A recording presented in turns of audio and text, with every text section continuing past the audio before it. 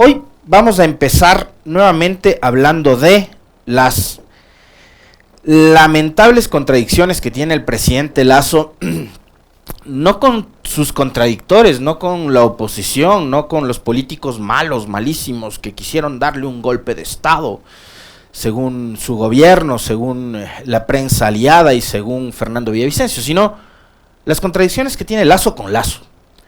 Y esto es una pena porque en el medio de todo está un proceso de diálogo que ha empezado con la dirigencia de la CONAIE, con la dirigencia del movimiento indígena, y que bien podría venirse abajo si es que las acusaciones bastante graves, yo creería que hasta aventuradas del presidente Lasso, porque si no tiene pruebas para demostrarlas y si solo tiene que ver con el prejuicio o con la construcción de un relato para construir un enemigo ficticio, me parece a mí que eso no le va a hacer nada bien ni a su gobierno ni a la democracia de este país, y mucho menos va a abonar a la paz y a la tranquilidad, que es lo que creo anhelamos absolutamente todos los ecuatorianos en este momento, después de haber vivido una paralización de 18 días, momento al que llegamos por, obviamente, la insensibilidad de un gobierno que desde el primer día cometió error tras error y que terminó echándole gasolina desde el primer día a una protesta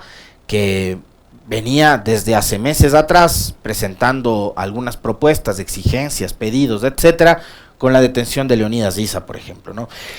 Desde el viernes, el presidente ha dado al menos 2 entrevistas, de las que yo he visto han sido 2, probablemente son más, no sé. Además, el presidente, como bien decía el periodista Carlos Montero, ex presentador de la cadena CNN, últimamente se ha dedicado a darle única y exclusivamente entrevistas a medios que tienen una identificación plena con la derecha, ¿no? En este caso, 2 medios internacionales. Uno es Infobae, que es un portal digital que yo les soy sincero, no suelo consumirlo. A ratos suelen publicar cosas falsas, hay que decirlo. Y el otro medio es Univisión, ¿no? Con la periodista Patricia Zaniot. Escuchemos una por una las intervenciones y vamos a ir viendo primero las contradicciones y después cómo el relato oficial, el relato presidencial, poco o casi nada va a aportar y abonar para la pacificación de este conflictivo país que es el Ecuador. Escuchemos primero la entrevista que concedió el viernes en horas de la mañana a la periodista Yalilé Loaiza de Infobae, por favor. Presidente, hay quienes dicen que los movimientos indígenas se impusieron está en fabricar una protesta violenta con fines políticos, derrocar al gobierno legalmente constituido. Y esta es una alianza con el correísmo. Y en esta alianza participa un tercer actor, que es el que pone el dinero para las protestas que habrán costado cerca de $15 millones durante 18 días. Y este actor es el narcotráfico en el Ecuador. Por lo tanto, esa es la paja, esa es digamos, el accionar político de un expresidente sentenciado por corrupción, que vive prófugo en Bélgica, que busca alterar el orden público. Muy bien. Vamos ahora con el otro video, el que le dio a Univisión y a la periodista Patricia Zaniot. Ganaron la partida, que usted es un rehén de ellos. ¿Qué les contesta? Patricia, usted como conductora del programa tiene todo el derecho de hacer las preguntas y escoger los temas que usted considera deben de ser tratados. Yo diría que usted se ha enfocado mucho en el movimiento indígena, como dije, que tiene causas justas y legítimas, pero no ha querido tratar el otro aspecto, el aspecto violento, el aspecto de los narcotraficantes, el aspecto de los narcopolíticos. Para allá voy. ¿Tiene pruebas de esa financiación del narcotráfico como lo ha sugerido su gobierno? Sí, definitivamente que sí. Y la primera prueba es que un paro de 18 días, y no lo llamo indígena, porque eso es estigmatizar a un sector importante de la sociedad ecuatoriana. un paro de los violentos, los narcotraficantes, los narcopolíticos, guerrilleros. Esos sí quieren someter la paz del Ecuador y quieren tener como rehén al Ecuador. Y el Estado ecuatoriano, representado por mi gobierno, ha actuado con absoluta firmeza, pues ellos tienen representantes en la Asamblea Nacional donde buscaron un juicio político que fracasó en la Asamblea Nacional. ¿Y va a presentar alguna demanda ante la justicia por estas financiaciones que usted dice tener pruebas?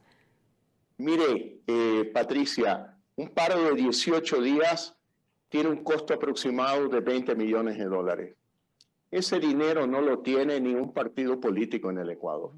Eso es definitivamente dinero mal habido, dinero del narcotráfico, vinculado con un político corrupto que vive fuera del Ecuador porque no quiere afrontar la cárcel y que quiere violentar todos los procedimientos de la democracia para derrocar gobiernos como el mío.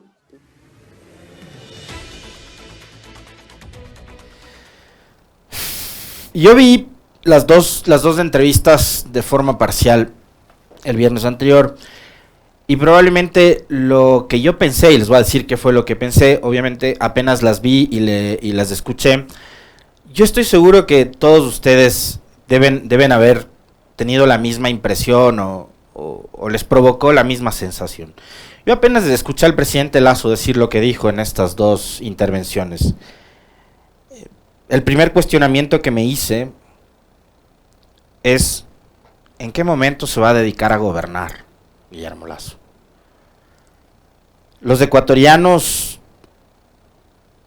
estábamos ya hartos de tener un presidente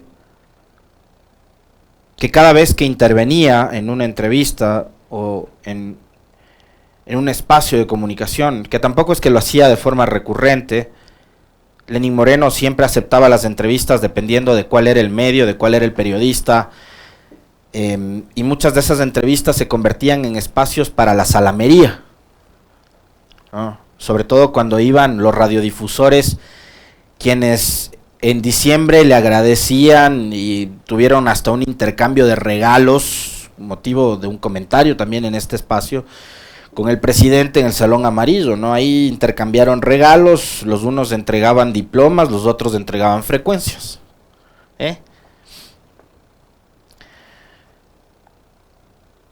Pero ahí había todo el espacio para la mentira, para la difamación y para pasarse 4 años echándole la culpa de todo lo que pasaba en este país a Correa.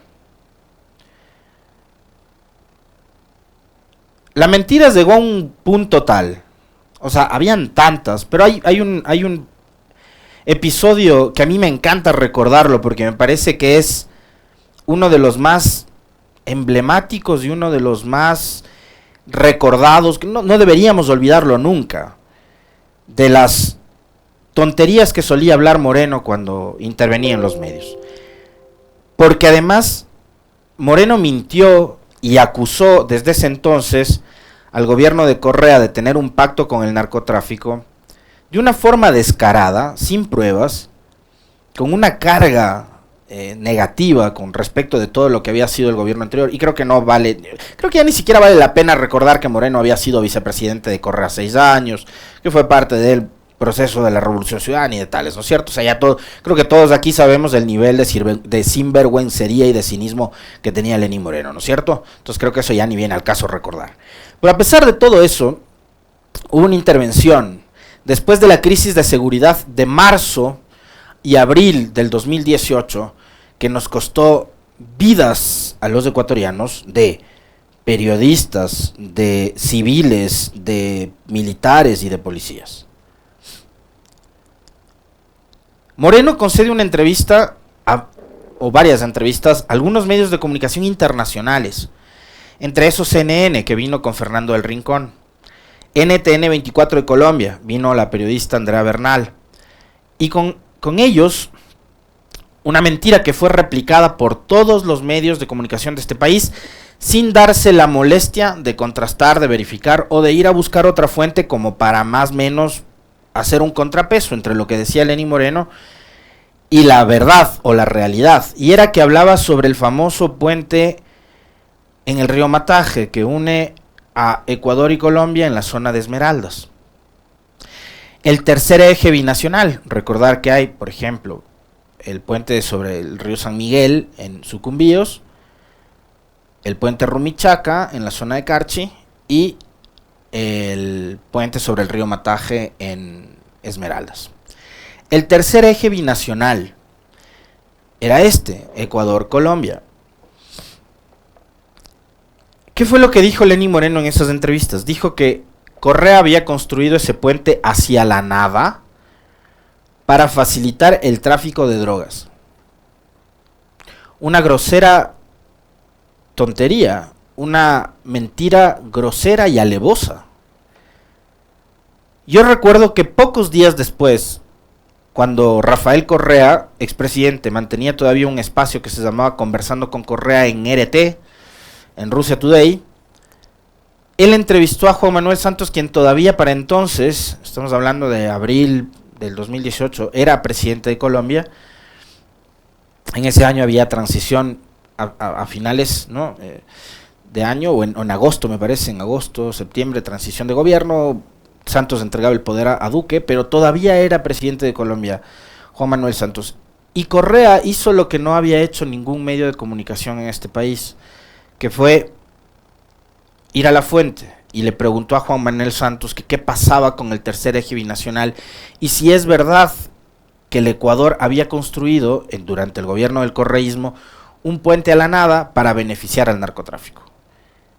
Y la respuesta de Juan Manuel Santos fue: quien ha incumplido los plazos para concretar el tercer eje binacional ha sido Colombia.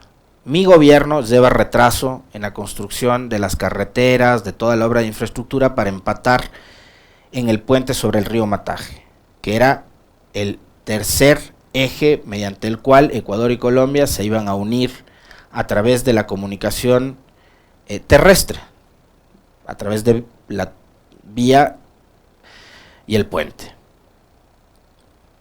Entonces quiere decir que no había un puente a la nada, ni que el puente se había construido para beneficiar al narcotráfico. Esa declaración de Juan Manuel Santos no fue replicada por ningún otro medio, como sí, por ejemplo, la declaración de Lenín Moreno, en donde hablaba del puente a la nada que beneficiaba únicamente al narcotráfico. Esa sí la difundieron por todo lado, se publicó en periódicos, en portales digitales, en canales de televisión, en redes sociales, etcétera, etcétera, etcétera. Pero uno pensaba que no podíamos ya volver a replicar ese tipo de malos ejemplos y que con Lenín Moreno el país había tocado fondo. Y yo por eso les cuento lo que fue mi experiencia personal el viernes cuando empezaron a circular estos videos, estos extractos de las entrevistas del presidente Lasso. Yo lo primero que pensé fue: ¿cuándo por fin se van a dedicar a gobernar? Porque Lenín Moreno se la pasó recordando a Correa todos los días de su gobierno. Y hoy, más de 5 años después de que Correa ha dejado el poder, el presidente Lasso, que se la pasó 10 años haciendo campaña para ganar la presidencial, finalmente a la tercera la ganó, y se la pasa recordando a Correa también todos los días de su presidencia.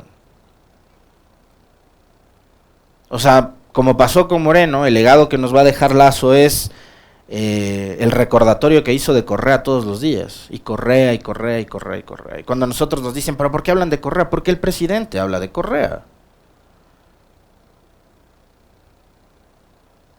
Cuando el presidente debería hablarnos y decirnos a los ecuatorianos de qué es lo que está haciendo para que no se vuelvan a repetir explosiones sociales como las de junio del 2022.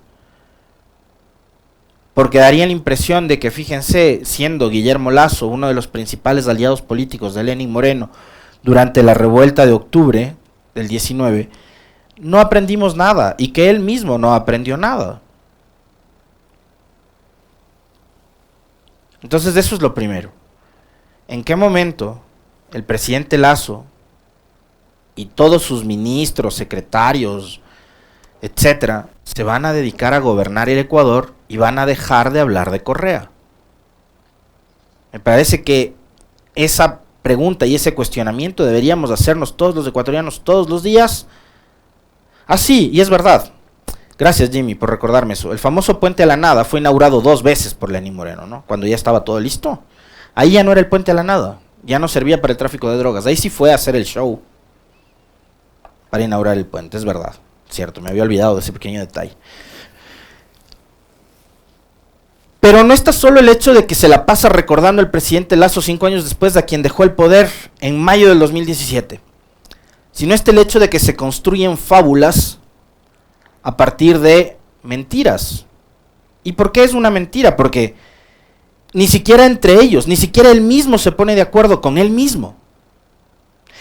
Ustedes habrán escuchado muy bien que en la entrevista con Infobae, el presidente dice que el paro financiado por el narcotráfico,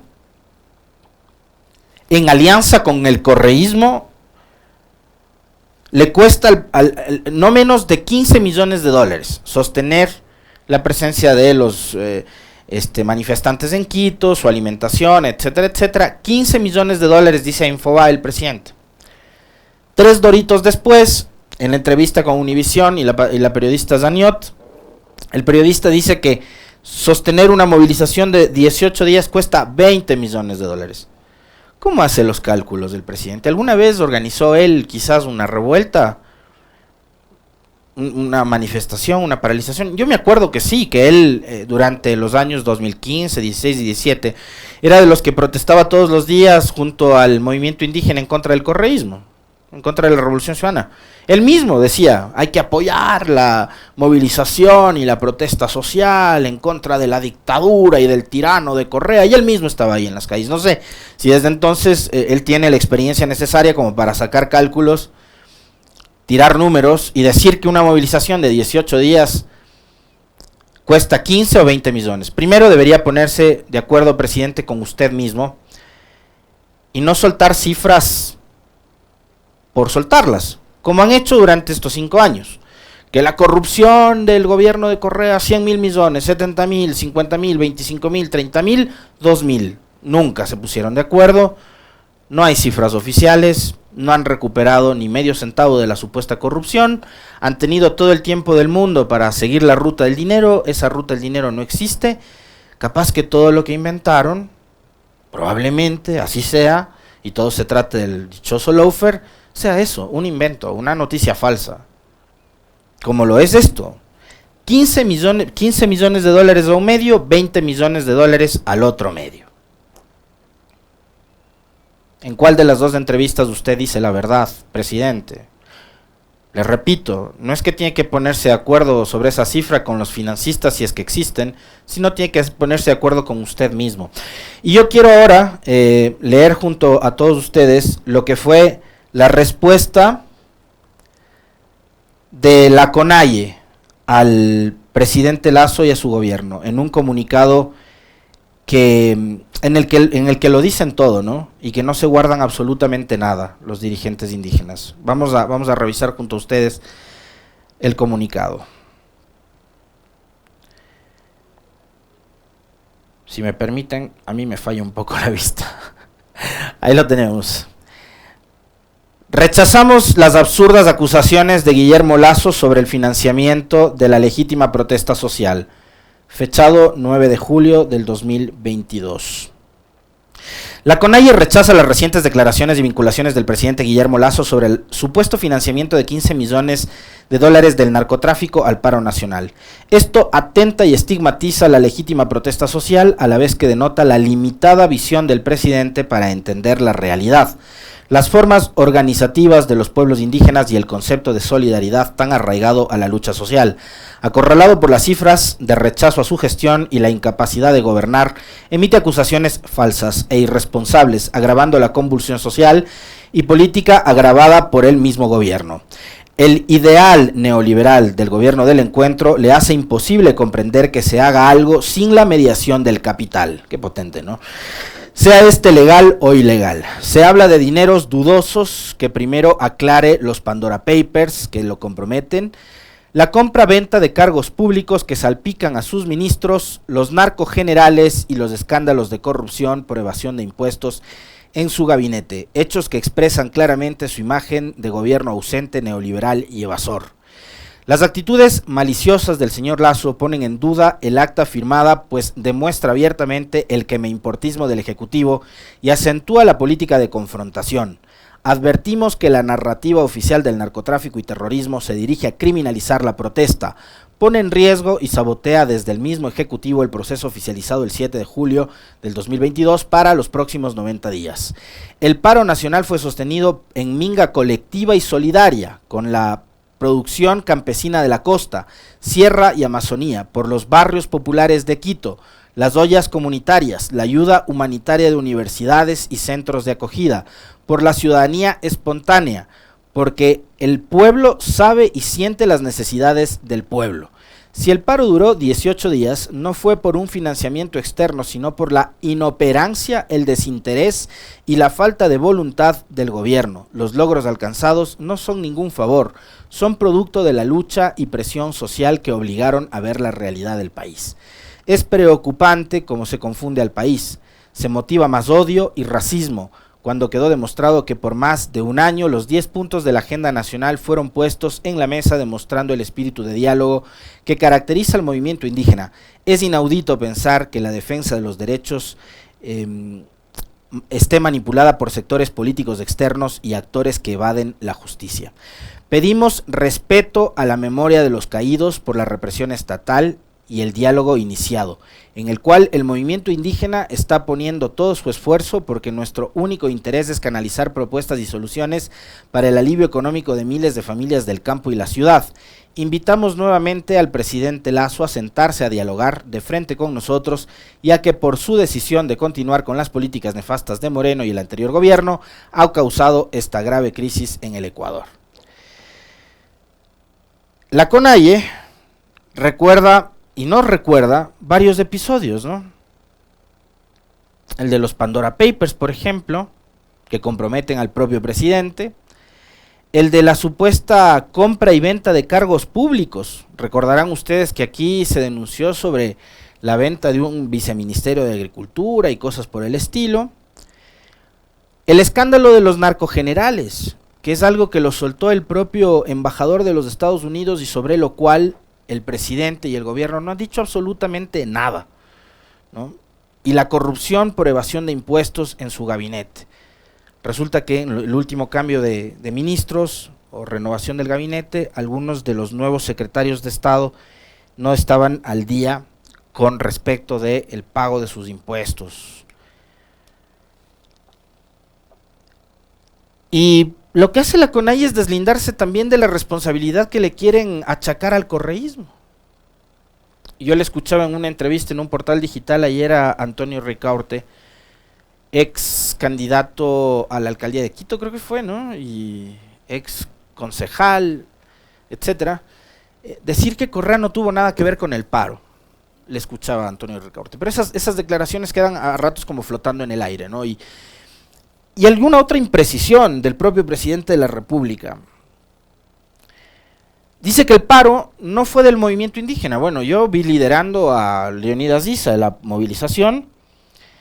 Dice que el paro es de los violentos, de los narcotraficantes, de quienes quieren tener como rehén al país y que tienen representación política en la asamblea. El presidente ya habló de narcopolítica.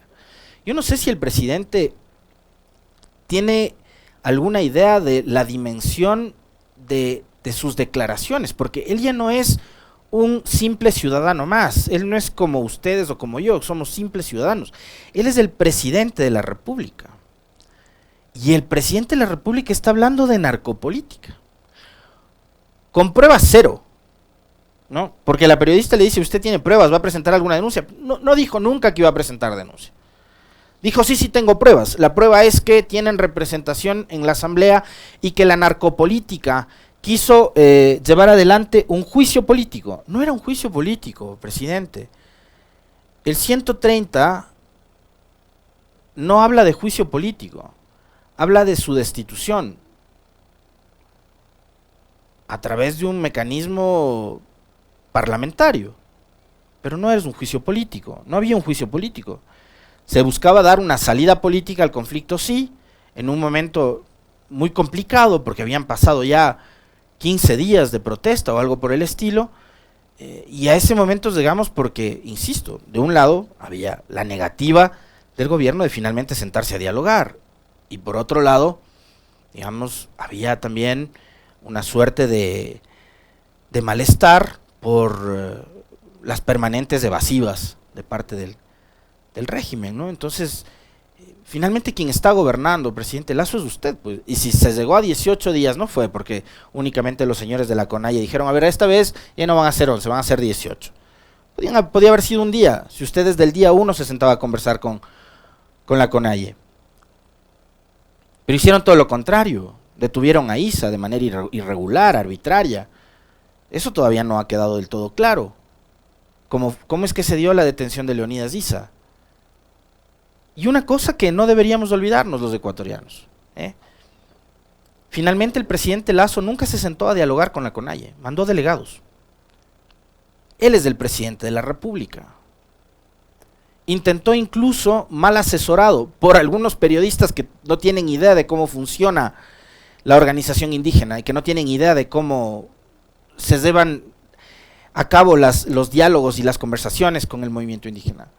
Dije, desconozca a Leonidas Issa. Intentaron hasta desconocer al máximo líder del movimiento indígena, tratando de ellos imponer las reglas. Entonces, a mí la única reflexión que me queda de verdad después de oír estas dos entrevistas vergonzosas, insisto, no las da Alexis Moncayo, no es un ciudadano más del común, por Dios, es el presidente de la República. La única reflexión que me queda de aquello, señores, es ¿cuándo se van a dedicar a gobernar? Por fin, para sacar al país de donde está, de donde nos dejó Lenín Moreno. ¿Cuándo se van a dedicar a gobernar?